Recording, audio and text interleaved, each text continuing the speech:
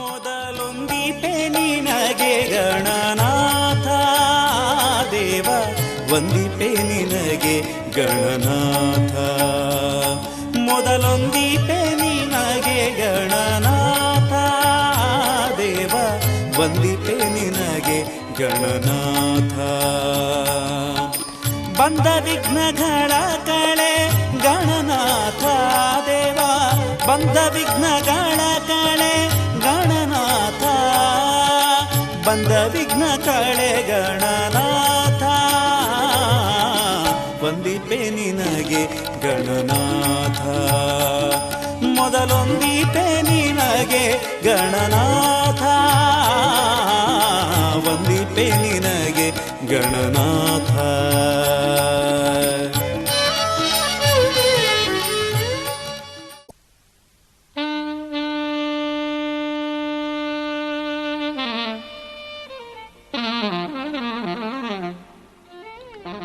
ಸತ್ಯದ ಸೀಮೆಯೆಂದೇ ಪ್ರಸಿದ್ಧಿ ಪಡೆದ ನಾಡು ಕುಂಬಳೆ ಸೀಮೆ.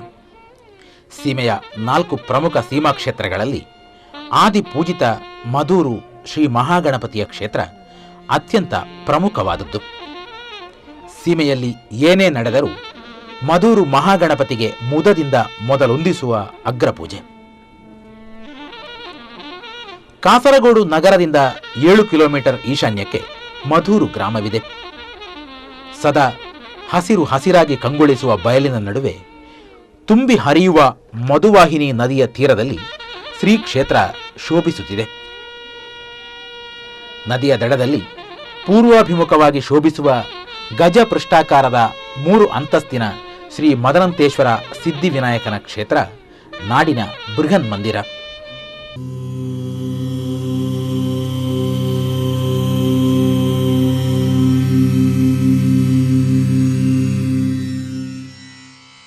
ವಕ್ರತುಂಡ ಮಹಾಕಾಯ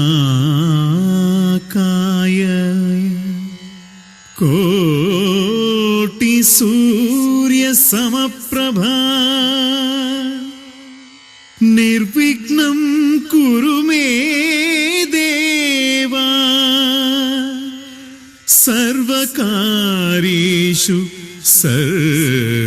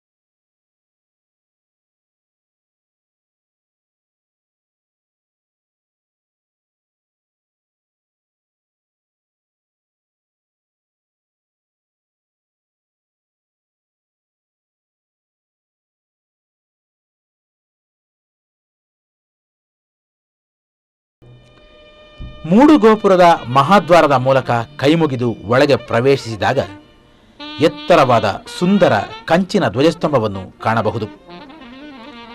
ಬಳಿಕ ಪ್ರದಕ್ಷಿಣೆಯಾಗಿ ಮುಂದುವರಿದಾಗ ಗಜಪೃಷ್ಠಾಕಾರದ 3 ಅಂತಸ್ತಿನ ದೇವಾಲಯದ ವಾಸ್ತುಶೈಲಿಯ ವೈಶಿಷ್ಟ್ಯ ಭಕ್ತರ ಕಣ್ಮನ ಮುದಗೊಳಿಸುತ್ತದೆ. ಕ್ಷೇತ್ರದ ಮೇಲಿನ 2 ಅಂತಸ್ತುಗಳಿಗೆ ತಾಮ್ರದ ಹೊದಿಕೆಯಾದರೆ ಕೆಳಗಿನ ಅಂತಸ್ತಿಗೆ ಕಂಚಿನ ಹೊದಿಕೆ ಇದೆ. ವಿವಿಧ ಕೆತ್ತನೆ ಕೆಲಸಗಳೊಂದಿಗೆ ಸುತ್ತಲೂ ಗೋಪುರ ಉಪದೇವಾಲಯಗಳಿಂದ ಕೂಡಿ ಭಕ್ತ ಜನರ ಕಣ್ಮನಗಳಿಗೆ ಇದು ಸಂತೋಷವನ್ನು ಧನ್ಯತೆಯನ್ನು ನೀಡುತ್ತದೆ. ಶ್ರೀ ದೇವಾಲಯದ ವೈಶಿಷ್ಟ್ಯ ಗಜಪೃಷ್ಠಾಕಾರ, ಅಂದರೆ ಆನೆಯೊಂದರ ಹಿಂಭಾಗದ ವೀಕ್ಷಣೆಯ ರಚನೆ. ಗಜಾಯವು ಬದುಕನ್ನು ತೇಜೋಮಯ ಮಾಡಿ ಸಕಲ ಶುಭವನ್ನು ತಂದುಕೊಡುತ್ತದೆ. ಗಜಪೃಷ್ಠ ಆಕಾರವು ಪ್ರಾಚೀನ ಬೌದ್ಧರ ಕೊಡುಗೆ ಎನ್ನುವ ಪ್ರತೀತಿ ಇದೆ. ಕರಾವಳಿ ಭಾಗದಲ್ಲಿ ಇದು ಹೆಚ್ಚಾಗಿ ಕಂಡುಬರುತ್ತದೆ. ಇಂತಹ ದೇವಾಲಯಗಳು ಶಿವ ಮತ್ತು ಶಕ್ತಿ ದೇವಾಲಯಗಳಾಗಿರುವುದು ಗಮನಾರ್ಹ ಸಂಗತಿ. ಕರಾವಳಿಯ ಧಾರಾಕಾರ ಮಳೆ ಮತ್ತು ಹವಾಮಾನಗಳು ಇವುಗಳ ರಚನೆಯ ಮೇಲೆ ಅಪಾರವಾದ ಪ್ರಭಾವ ಬೀರಿದೆ. ಇದು ವಿದೇಶಿ ವಿದ್ವಾಂಸರನ್ನು ಆಕರ್ಷಿಸಿದೆ. ನೇಪಾಳಿ ಶೈಲಿಯ ಪ್ರಭಾವವು ಇದರ ಮೇಲಾಗಿದೆ ಎಂದು ನಾಡಿನ ಪ್ರಮುಖ ವಿದ್ವಾಂಸರು ಅಭಿಪ್ರಾಯಪಟ್ಟಿದ್ದಾರೆ.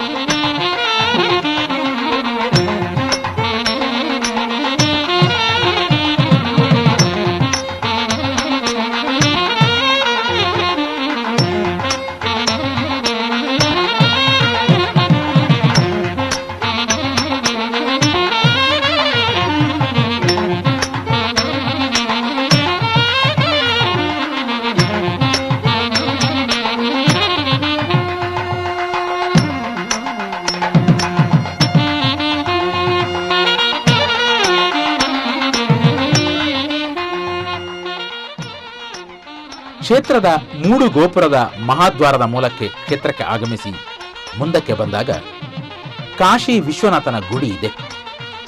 ಹಿಂದಿನ ಕುಂಬಳೆ ಅರಸರು ಕಾಶಿ ಯಾತ್ರೆ ಮಾಡಿ ಬಂದ ನೆನಪಿಗೆ ದಕ್ಷಿಣಾಮೂರ್ತಿಯ ಶಿವಲಿಂಗ ತಂದು ಇಲ್ಲಿ ಪ್ರತಿಷ್ಠಾಪಿಸಿದರೆಂದು ಐತಿಹ್ಯ.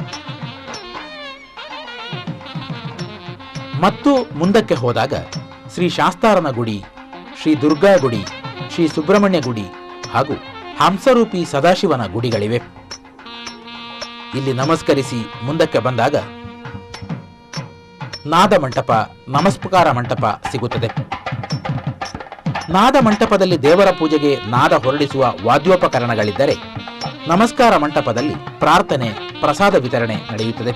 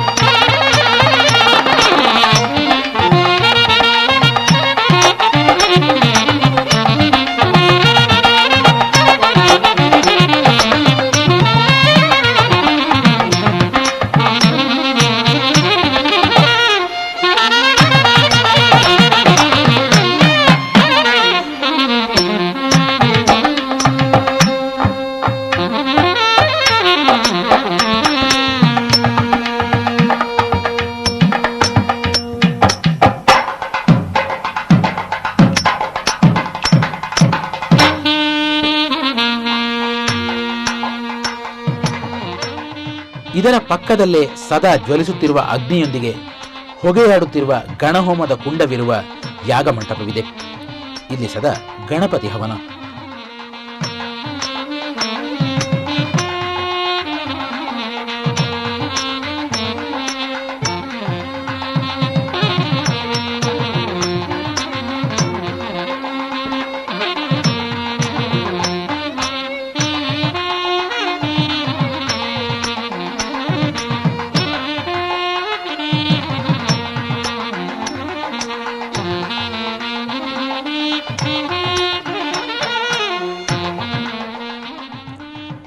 ಮುಂದೆ ಅದರ ಪಕ್ಕದಲ್ಲೇ ಚಿಕ್ಕದಾದ ಮುಖಮಂಟಪ. ಅಲ್ಲಿ ನಿಂತು ಕಿಟಕಿಗಳ ಮೂಲಕ ಉತ್ತರಕ್ಕೆ ಮುಖ ಮಾಡಿ ಬಾಗಿ ವೀಕ್ಷಿಸಿದಾಗ ಮೊದಲ ಪೂಜೆಗೊಲಿಯುವ ಮೋದಕ ಪ್ರಿಯ ಹೇರಂಬನನ್ನು, ಸಕಲ ವಿಘ್ನ ನಿವಾರಕನಾದ ವಿಘ್ನೇಶ್ವರನನ್ನು, ಇಷ್ಟಾರ್ಥ ಸಿದ್ಧಿದಾಯಕನಾದ ಪ್ರಶಾಂತ ಗಂಭೀರನಾದ ಶ್ರೀ ಸಿದ್ಧಿವಿನಾಯಕನನ್ನು ಕಣ್ತುಂಬ ಕಂಡು ತಮ್ಮ ಮನದಳಲನ್ನು ನಿವೇದಿಸಿ ಆನಂದಿಸಬಹುದು.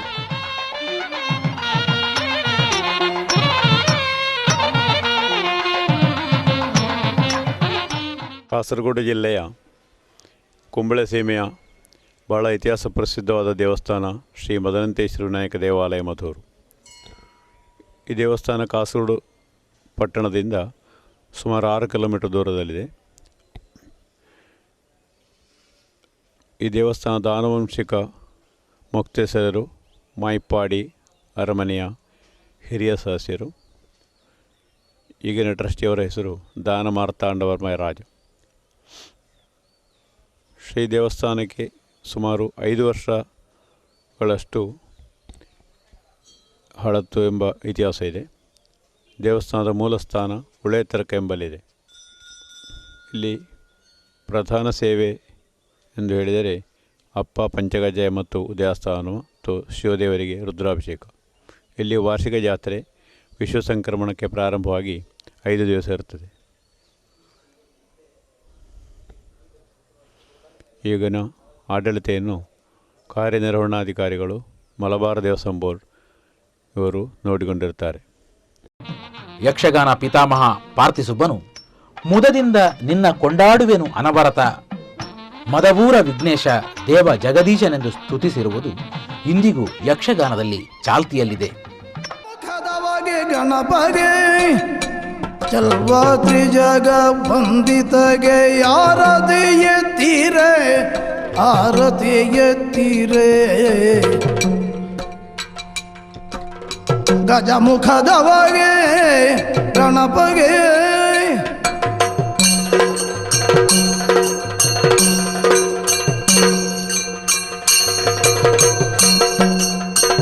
ಒಳ್ಳಿತದವಲು ತೆಂಗಿನಕಾಯಿ ಕಡಲೆಯ ಎಳ್ಳುಂಡೋರಿಗೆ ಕಬ್ಬ ಮೆಲುಬವ್ವಗೆ ಬೆಳ್ಳಿಯ ಹುರಿಗೆಜ್ಜೆಗಳ ಕಟ್ಟಿ ಕುಣಿಯುವ ಕಿರುಡೊಳ್ಳಿನ ಗಣಪ ಆರತಿ ಎತ್ತಿರೆ, ಆರತಿ ಎತ್ತಿರೆ.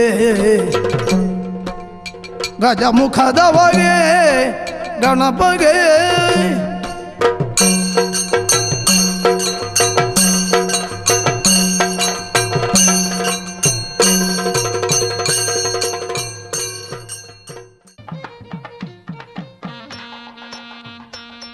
ಮಧೂರು ಕ್ಷೇತ್ರದಲ್ಲಿ ಹೆಚ್ಚಿನವರ ಅರಿವಿಗೆ ಬಾರದ ರಸಬಾವಿಯೊಂದಿದೆ. ಇದು ಸೂರ್ಯಕಿರಣ ಸ್ಪರ್ಶವಾಗದ ಸರ್ವ ರೋಗ ಹರವಾದ ಜಲವನ್ನು ಒಳಗೊಂಡ ಬಾವಿ. ಇದು ಚಂದ್ರಶಾಲೆಯ ಒಳಗಿದೆ. ಈ ಬಾವಿಯ ಜಲವನ್ನು ಎಲ್ಲರೂ ಮುಟ್ಟುವಂತಿಲ್ಲ. ಕ್ಷೇತ್ರದೊಳಗಿನ ಉಪಯೋಗಕ್ಕೆ ಮಾತ್ರವೇ ಇದನ್ನು ಬಳಸುತ್ತಾರೆ. ಕ್ರಿಸ್ತಶಕ 1784ರಲ್ಲಿ ಟಿಪ್ಪು ಸುಲ್ತಾನನು ಕುಂಬಳೆ ಸೀಮೆಗೆ ದಾಳಿ ಮಾಡುತ್ತಾ ಮಧೂರಿಗೂ ಬಂದನಂತೆ. ದೇವಾಲಯವನ್ನು ಆಕ್ರಮಿಸುತ್ತಾ ಇರುವಾಗ ಬಾಯಾರಿ ಬಳಲಿ ಇಲ್ಲೇ ಇರುವ ಇದೇ ಬಾವಿಯ ನೀರು ಕುಡಿದನಂತೆ. ತದನಂತರ ಕೂಡಲೇ ಮನ ಪರಿವರ್ತನೆ ಹೊಂದಿ ತನ್ನ ಆಕ್ರಮಣದ ನೆನಪಿಗೆ ತನ್ನ ಕಠಾರಿಯಿಂದ ಚಂದ್ರಶಾಲೆಯ ಮಾಡಿಗೆ ಕಡಿದು ಮರಳಿದನಂತೆ. ಇದರ ಕುರುಹು ಇಂದಿಗೂ ಮಧೂರು ಕ್ಷೇತ್ರದಲ್ಲಿದೆ. ಶುಕ್ಲಾಂಬರಧರಂ ವಿಷ್ಣುಂ ಶಶಿವರ್ಣಂ ಚತುರ್ಭುಜಂ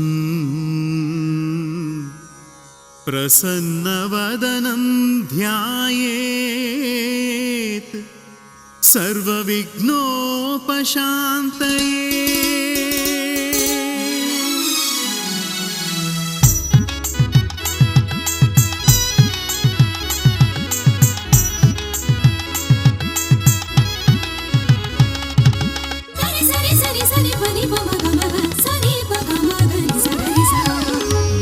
ಗಜಮುಖನೇ ಪಾರ್ವತಿ ಸುತನೇ ಸಿದ್ಧಿವಿನಾಯಕನೇ ಮದಗಜಮುಖನೇ ಪಾರ್ವತಿ ಸುತನೇ ಸಿದ್ಧಿವಿನಾಯಕನೇ ಆ ಮಹಾದೇವನ ಪ್ರೀತಿಯ ಪುತ್ರನೇ ಆ ಮಹಾದೇವನ ಪ್ರೀತಿಯ ಪುತ್ರನೇ ವಿಘ್ನ ವಿನಾಶಕನೇ ಶ್ರೀ ವಿಘ್ನ ವಿನಾಶಕನೇ ಮದಗಜಮುಖನೇ ಪಾರ್ವತಿ ಸುತನೇ ಸಿದ್ಧಿವಿನಾಯಕನೇ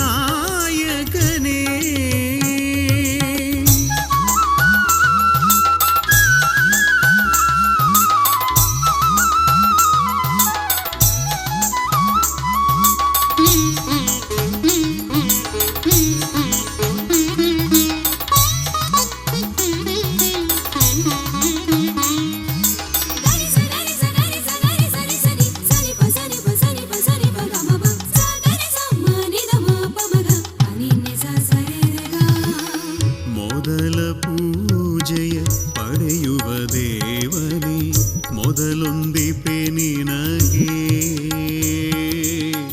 ಮೊದಲ ಪೂಜೆಯ ಪಡೆಯುವ ದೇವನೇ ಮೊದಲೊಂದಿಪೆ ನಿನಗೆ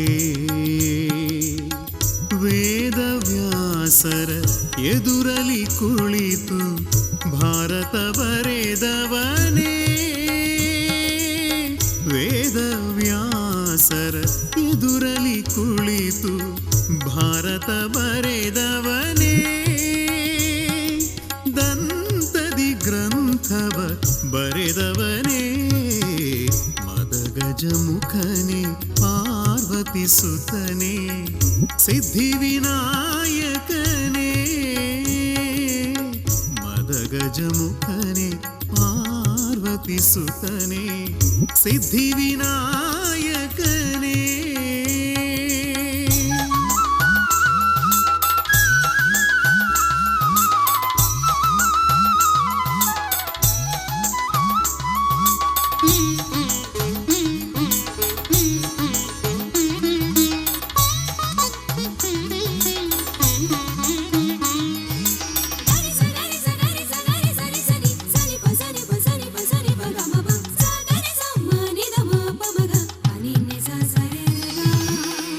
ಎಲ್ಲರೂ ನಿನ್ನಯ ನಾಮವ ಹಾಡುತ್ತ ನಿನ್ನನ್ನು ಸ್ಮರಿಸುವೆವು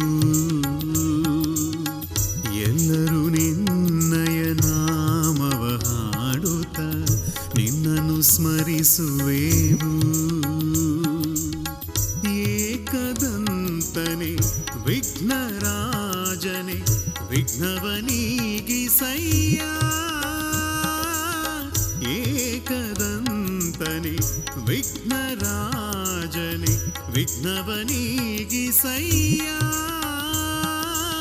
ಕರುಣಿಸು ಮದೌರ ಗಣಪತಿ ಮದಗಜಮುಖನೇ ಪಾರ್ವತಿ ಸುತನೇ ಸಿದ್ಧಿವಿನಾಯಕನೇ ಮದಗಜಮುಖನೇ ಪಾರ್ವತಿ ಸುತನೇ ಸಿದ್ಧಿವಿನಾಯಕನೇ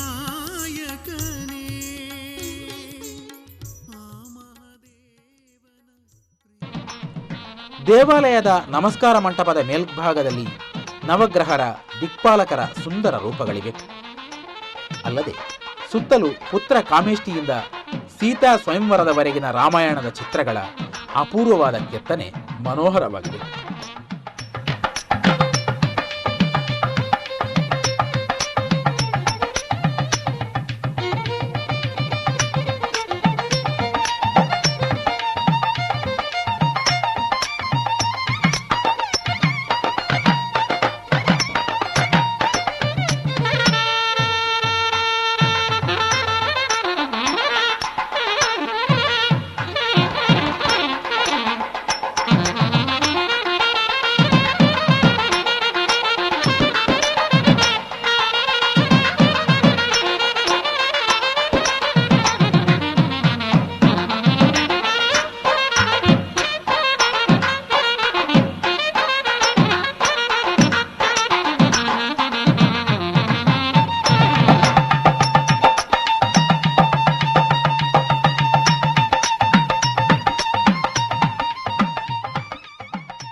ಮುರಳೀಕೃಷ್ಣ ಉಪಾಧ್ಯಾಯ ಅಂತ ನನ್ನ ಹೆಸರು. ನಾನು ಈ ಕ್ಷೇತ್ರದ ಪ್ರಧಾನ ಅರ್ಚಕನಾಗಿದ್ದೇನೆ. ಈ ಕ್ಷೇತ್ರವು ಕುಂಬಳೆ ಸೀಮೆ ಅಂತ ಹೇಳಿ ಕರೆಯಲ್ಪಡುವ 4 ಪ್ರಮುಖ ಕ್ಷೇತ್ರದಲ್ಲಿ ಅಡೂರು ಮಹಾಲಿಂಗೇಶ್ವರ ದೇವಸ್ಥಾನ, ಮದೂರು ಮದನಂತೇಶ್ವರ ಸಿದ್ಧಿವಿನಾಯಕ ದೇವಸ್ಥಾನ, ಕುಂಬಳೆ ಗೋಪಾಲಕೃಷ್ಣ ದೇವಸ್ಥಾನ, ಮುಜಂಗಾವು ಪಾರ್ಥಸಾರಥಿ ದೇವಸ್ಥಾನ, ಹೀಗೆ 4 ದೇವಸ್ಥಾನಗಳು ಕುಂಬಳೆ ಸೀಮೆಯ ಪ್ರಸಿದ್ಧವಾದಂತಹ 4 ಕ್ಷೇತ್ರಗಳು. ಯಾವುದೇ ಕ್ಷೇತ್ರದಲ್ಲಿ ಕಾರ್ಯಗಳು ನಡೆಯುವುದಾದರೆ ಮದೂರು ಮಹಾಗಣಪತಿಯ ಹತ್ತಿರ ಬಂದು ಯಥಾಶಕ್ತಿ ಪ್ರಾರ್ಥನೆ ಕಾಣಿಕೆಯನ್ನು ಅರ್ಪಿಸಿಯೇ ಎಲ್ಲ ಕಾರ್ಯಗಳು ಈ ಕುಂಬಳೆ ಸೀಮೆಯಲ್ಲಿ ನಡೆಯುವಂಥ ಕ್ರಮ. ಶ್ರೀ ಕ್ಷೇತ್ರದಲ್ಲಿ ಪ್ರಧಾನವಾದಂತಹ ಉದಯಾಸ್ತಮಾನ ಪೂಜೆ, ಮಹಾಗಣಪತಿಗೆ ವಿಶೇಷವಾದಂಥ ಸೇವೆ, ಪೂಜೆಯಿಂದಲೂ ಅಪ್ಪದ ಸೇವೆ ಗಣಪತಿಗೆ ಬಹಳ ವಿಶೇಷವಾದದ್ದು. ಮೂಡಪ್ಪ ಸೇವೆ ಅಂತ ಹೇಳುವಂಥ ಒಂದು ಕಾರ್ಯಕ್ರಮ ಇಲ್ಲಿ ಇದೆ.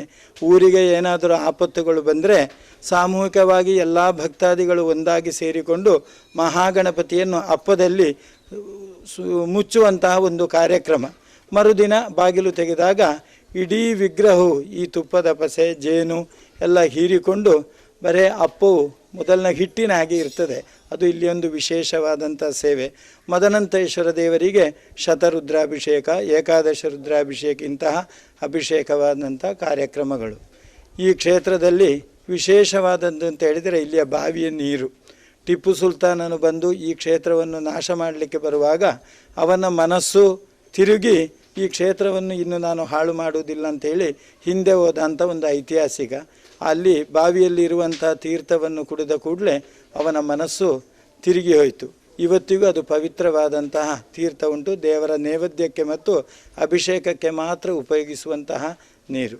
ಈ ಕ್ಷೇತ್ರವು 3 ಅಂತಸ್ತಿನಲ್ಲಿ ಇರುವಂತಹ ಕ್ಷೇತ್ರ. ಗಜಪೃಷ್ಠ ಆಕಾರದಲ್ಲಿ ನಿರ್ಮಿತವಾದಂಥ ಕ್ಷೇತ್ರ.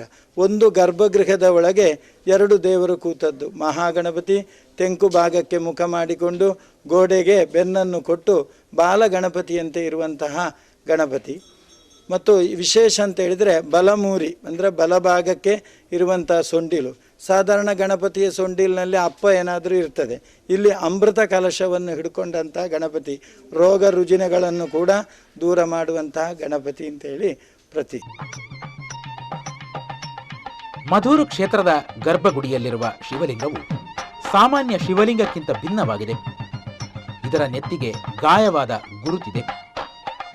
ಇದಕ್ಕೆ ಹಿನ್ನೆಲೆಯ ಐತಿಹ್ಯಕತೆಯೂ ಇದೆ. ಒಂದು ಕಾಲದಲ್ಲಿ ಉಳಿಯ ತಡಕದಲ್ಲಿ ಹರಿಜನ ಮಹಿಳೆಯೊಬ್ಬರು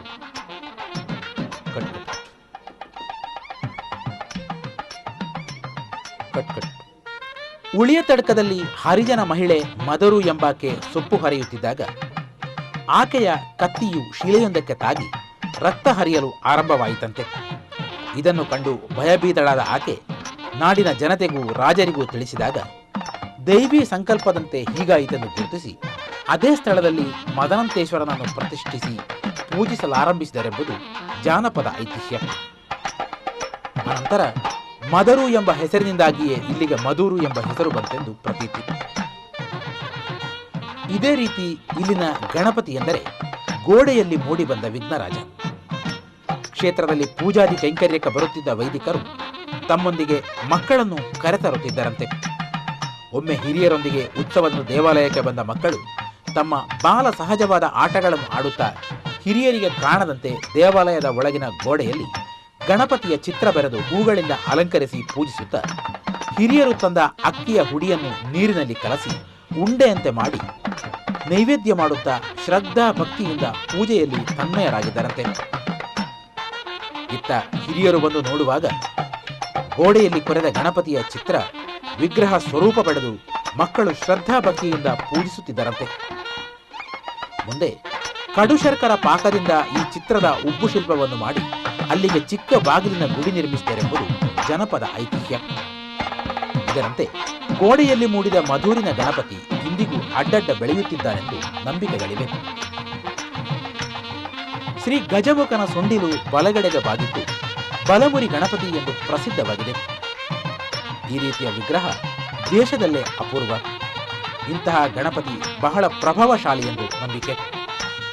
ಸ್ಕಂದ ಪುರಾಣ, ಬ್ರಹ್ಮಾಂಡ ಪುರಾಣ, ಮಧ್ವ ವಿಜಯದಲ್ಲಿ ಕ್ಷೇತ್ರ ಐತಿಹ್ಯದ ಕುರಿತು ಬೇರೆ ಬೇರೆ ಉಲ್ಲೇಖಗಳಿದ್ದರೂ ನಾಡಿನ ಜನತೆ ಇಲ್ಲಿನ ಜನಪದ ನಂಬಿಕೆಯೊಂದಿಗೆ ಶ್ರೀ ಮಧುರನ್ನು ಹೊಂದುತ್ತಾರೆ.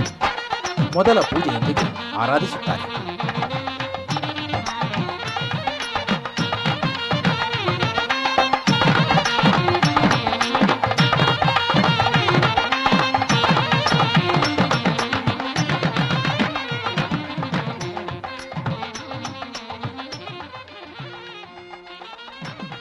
ಮಧೂರು ಶ್ರೀ ಮಹಾಗಣಪತಿಗೆ ನಡೆಯುವ ಸೇವೆಗಳಲ್ಲಿ ಅತಿ ಮಹತ್ವದ ಹಾಗೂ ಅತ್ಯಪೂರ್ವವಾದದ್ದು ಮೂಡಪ್ಪ ಸೇವೆ ಎಂಬುದರಲ್ಲಿ ಎರಡು ಮಾತಿಲ್ಲ. ಸದ್ಯೋ ಭವಿಷ್ಯದಲ್ಲಿ 1992ರಲ್ಲಿ ಅಷ್ಟಬಂಧ ಬ್ರಹ್ಮಕಲಶ ನಡೆದು ಏಪ್ರಿಲ್ 4ರಂದು ಮಧೂರು ಮಹಾಗಣಪತಿಗೆ ಮೂಡಪ್ಪ ಸೇವೆಯು ವೈಭವದಿಂದ ನಡೆದಿತ್ತು. ಶ್ರೀ ಮಹಾಗಣಪತಿಯ ಗರ್ಭಗೃಹದೊಳಗೆ ಕಬ್ಬಿನ ಬೇಲಿಯನ್ನು ರಚಿಸಿ ಅದರೊಳಗೆ 16 ಮುಡಿ ಅಕ್ಕಿಯ ಅಪ್ಪವನ್ನು, 1 ಮುಡಿ ಅಕ್ಕಿಯ ಪಚ್ಚಪ್ಪವನ್ನು, 108 ತೆಂಗಿನಕಾಯಿಗಳ ಅಷ್ಟದ್ರವ್ಯವನ್ನು ತುಂಬಿಸುವುದೇ ಮೂಡಪ್ಪ ಸೇವೆ. ನಡುವೆ ಜೇನು, ಕಲ್ಲು ಸಕ್ಕರೆ, ತುಪ್ಪಗಳನ್ನು ಕೂಡ ಬಳಸಲಾಗುತ್ತದೆ. ಇವೆಲ್ಲವೂ ವಿಗ್ರಹದ ಜಿಹ್ವಾಗ್ರದವರೆಗೆ ಆವರಿಸುವುದು. ಫಲ ಪುಷ್ಪಗಳಿಂದ ಅಲಂಕರಿಸಿ ಪೂಜಿಸಿ ಪ್ರಾರ್ಥಿಸಿ ಬಳಿಕ ಕವಾಟ ಬಂಧನ ಮಾಡಲಾಗುತ್ತದೆ. ಮರುದಿನ ಪೂರ್ವಾಹ್ನದಲ್ಲಿ ಸಾಮೂಹಿಕ ಪ್ರಾರ್ಥನೆ ನಡೆದು ವೇದ ಘೋಷಗಳೊಂದಿಗೆ ಕವಾಟೋದ್ಘಾಟನೆಯಾಗುತ್ತದೆ. ಈ ವೇಳೆ ಅಪೂಪ ಪರ್ವತದಿಂದ ಇಳಿದು ಬಂದಂತೆ ತೋರುವ ಮಹಾಗಣಪತಿಯ ದರ್ಶನವು ಜೀವನದ ಒಂದು ಮಹಾಭಾಗ್ಯ. ಅರ್ಪಣೆಯಾದ ಅಪೂಪಾದಿ ನೈವೇದ್ಯಗಳು ನೆರೆದ ಎಲ್ಲ ಭಕ್ತರಿಗೂ ಈ ವೇಳೆ ಹಂಚಲ್ಪಡುತ್ತದೆ. ಆ ಮಹಾಪ್ರಸಾದ ಸ್ವೀಕಾರ ಜನ್ಮದ ಸುಕೃತವೆಂದೇ ಕುಂಬಳೆ ಸೀಮೆಯ ಜನತೆ ನಂಬುತ್ತಾರೆ.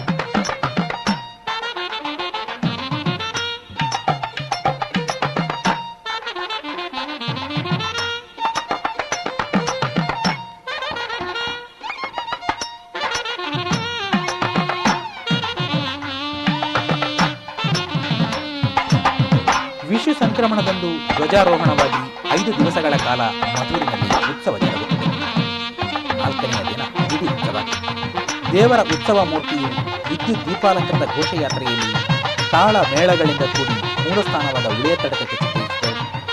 ಅಲ್ಲಲ್ಲಿ ಕಟ್ಟೆ ಪೂಜೆ, ಆರತಿ, ಹಣ್ಣುಕಾಯಿಗಳ ಸ್ವೀಕಾರವಿದ್ದು ಉಳಿಯ ತಡಕ ಮೂಲಸ್ಥಾನ ಕಟ್ಟೆಯಲ್ಲಿ ಪೂಜೆ ಕಳೆದು ಮರಳಿ ಬಂದು ಮಧೂರು ಬೆಡಿಕಟ್ಟೆಯಲ್ಲಿ ವಿಶೇಷ ಸಿಡಿಮದ್ದುಗಳ ಬೆಳೆ ಸೇವೆ ನಡೆಯುತ್ತದೆ. ಅನಂತರ ದೇವರ ಶಯನವಾದರೆ ಕವಾಟ ಬಂಧನವಾಗುತ್ತದೆ. ಮರುದಿನ ಕವಾಟೋದ್ಘಾಟನಾ ನಂತರ 108 ಕಲಶ ನಂತರ ಪೂಜೆ ಜರುಗುತ್ತದೆ. ಆ ದಿನ ರಾತ್ರಿ ಆರಾಟು ಅವಭೃತ ಸ್ನಾನ ಕಳೆದು ಧ್ವಜಾವರೋಹಣ, ರಾಜಾಂಗಣ ಪ್ರಸಾದ, ಬಟ್ಟಲು ಕಾಣಿಕೆಗಳೊಂದಿಗೆ ಉತ್ಸವ ಕೊನೆಗೊಳ್ಳುತ್ತದೆ. ಈ ಮೂಲಕ ಕುಂಬಳೆ ಸೀಮೆಯ ಉತ್ಸವಾದಿಗಳು ಕೂಡ